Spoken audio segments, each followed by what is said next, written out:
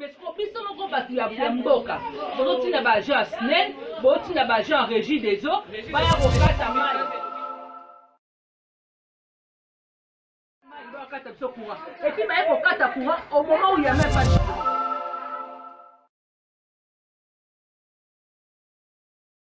ça va péter. J'ai voulu vous occuper car je sais qu'il n'y a rien à faire. Moi aussi je suis confiné, parfois angoissé par la peur de cette situation que le monde est en train d'endurer. J'ai des drôles de sensations, mais j'ai quand même été inspiré. Nos habitudes ont changé. Moi la plupart des temps je fais que manger, la télé et faire la sieste. Mon endroit préféré c'est mon lit. Je suspendis mes projets, car faut surtout pas se mettre en danger. Sortir devient une folie, je préfère rester en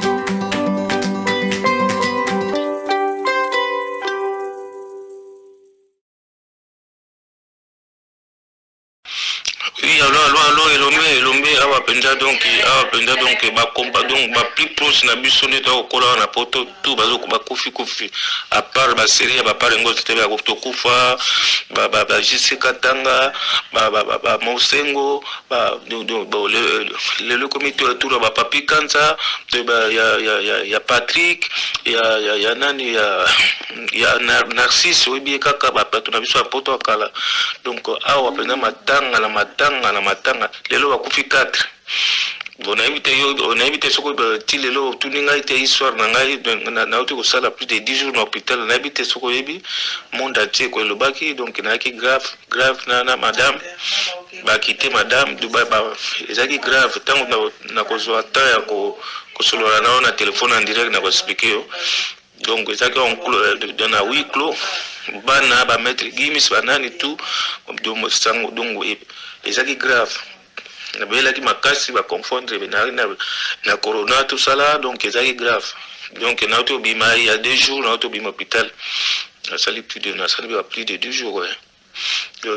Donc ngai ndeko na yo famille na yo frère na yo na oti musika yo ebakite na mona esire mana ebiki oebite mboka mobimbe epi kini bazo benga ba raisonner ce jour là mais ozaki va sous informer na habitué na oti na liwa donc Nzambe a parlé ngai sain sauf Nzambe za makasi fu komisa Nzambe na biso donc voilà quoi donc dans la série moko ya fin du monde donc awa to bimakate et puis na bimaka hôpital naza toujours na ndako mona ndeke libanda bato tu bakangama na ndako donc eza penza grave na ite subino bwana kini kuna bande nini comme ça photo benga na akoli biso please mais ma trop bande kuna biso autotika biso ndongo yepi c'est tout master na yo penza ta Papi Kanza oya banda biso penza suki na à l'époque kokata biso suki ko tia biso propre autotika biso tout à l'heure on a ezalaki bongo normal ngama kona na bonne santé otai kobima tout ça na biso na ndako kaka tozo bima te normal et ça va péter. Confinement. C'est ce que le président a dit, confinement. Mais aujourd'hui, on est venu pour la coupure. Il y a courant. Et dans le sens, coupure à courant. Cela veut dire que nous serons fonctionnés.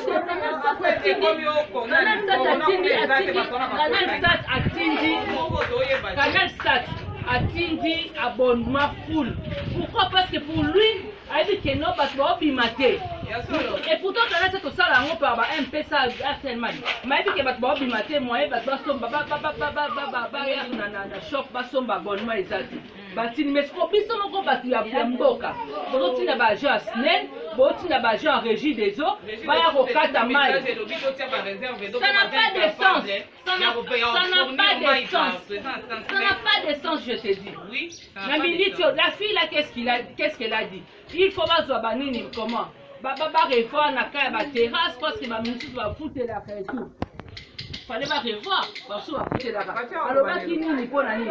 C'est quoi agent na ya SNEL? Pourquoi il envoie les agents de SNEL? Ba da ba régie de so ba okata biso mai, ba okata biso courant. Et puis ba okata courant au moment où il y a même pas de courant. Il y a coupure. Ça la sonne ya ndengwana. Parce que nous sommes à 30 jours, on a vu abonnement, on va bénéficier que de 10 jours. Pour la nuit, nous allons rater à mode confinement. Confinement, ça va pour la bateau, on a ma campagne, on a gommé. Nous avons droit au confinement. Continue à faire la snake, les camarades à faire la courant. On a mode de nous t'assigner la méca. Comment vous l'en avez?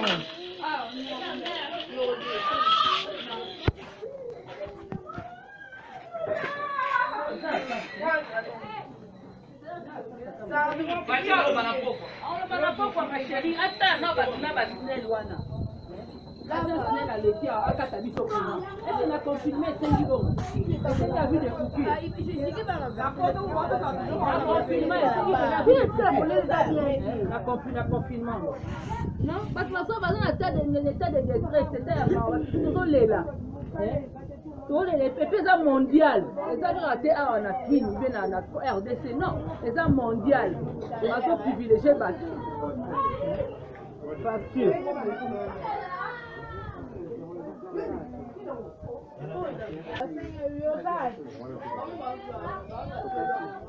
Mais par contre, toi, c'est les pauvres,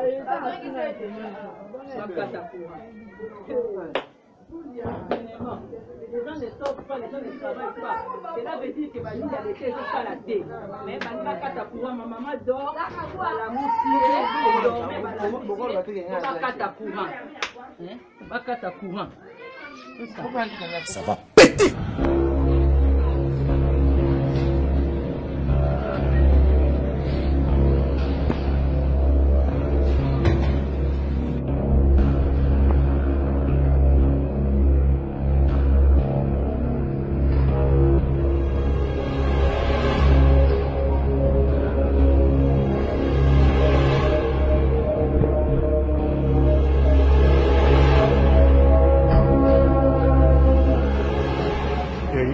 You're supposed to use the wax paper when you touch the rolls.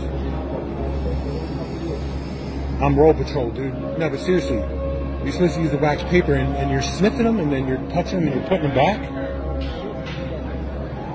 They smell like shit. Look, just do me a favor. Just pick up the ones you touched and buy them because I don't know where your dick beater's been. You know what I mean?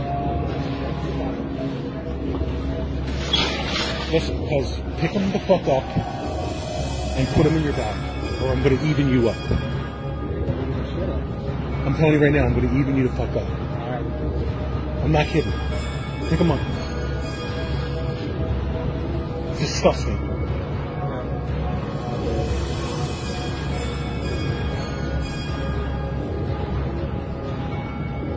Use the wax paper next time.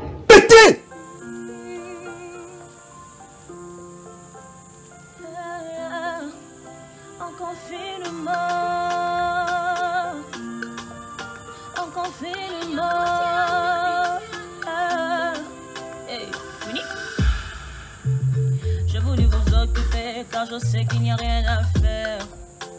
Moi aussi je suis confinée, parfois angoissée par la peur de cette situation que le monde est en train d'endurer. J'ai des drôles de sensations, mais j'ai quand même été inspirée. Nos habitudes ont changé. Moi la plupart des temps je fais que manger la télé et faire la sieste. Mon endroit préféré c'est mon lit. Je suspendis mes projets, car faut surtout pas se mettre en danger. Sortir devient une folie, je préfère rester en confinement. Un vocabulaire que l'on connaissait pas, faisons-le quand même, pour éviter que ce virus se propage. Confinement, un vocabulaire que l'on connaissait pas, faisons-le quand même, pour éviter que ce virus se propage.